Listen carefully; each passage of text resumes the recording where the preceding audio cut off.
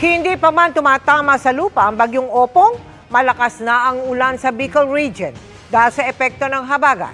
Ang ilang lugar naman, hindi pa nakakabangon sa pinsala ng bagyong Nando. Nakatutok si Ivan Mayrina.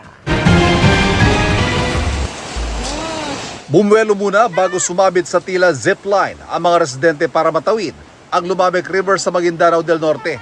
Ang isang bata isinampas sa upuan na nakasabit sa lubid, habang ang nakatatandang babae lumambitin na para makasabay sa pagtawid. Delikado man napilitan ng mga residente dahil nasira na mga pagbaha ang pinakamalapit na tulay. Panawagan nila, maayos ang tulay para sa mas ligtas sa pagtawid sa ilog. Sa Maguindanao del Sur, 24 na bayan ang binaha dahil sa mga nagdaang bagyo, batay sa assessment ng Bangsamoro Disaster Risk Reduction and Management Council o BDRRMC. Gaya sa bayan ng Mangudadato na nakaraang linggo pa lubog sa baha. Kahapon nakaranas pa rin ng mga pagulan sa Olongapo City kahit nakalabas na ng bansa ang Super Bagyo Nando.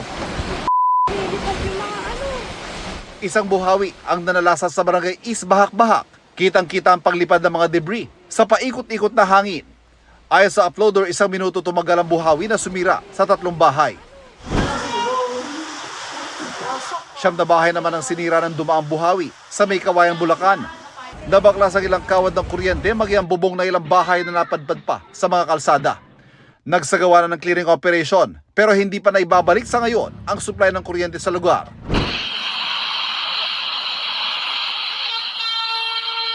Napatakbo ang mga motorista at mga otoridad ng gumuho ang lupa sa bahagi ito ng Sapio Road sa Dingalan, Aurora. Kuha yan ng Lunes kasagsagan ng pananalasa ng bagyong Nando.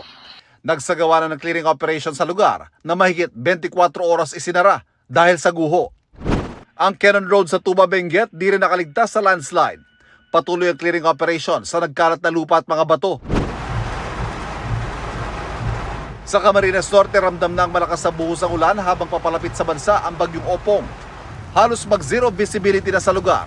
May mga kalsada na ring binaha na nagpahirap sa mga motorista. Bilang paghahanda sa bagyong Opong, nagpatupad na ng last trip sa ilang biyahe ng Roro mula Albay patungong Catanduanes kaninang hapon. Nagkansela na rin ang special trips ngayong gabi para sa kaligtasan ng mga pasahero. Para sa GMA Integrated News, Ivan Mayrina, nakatutok, 24 oras.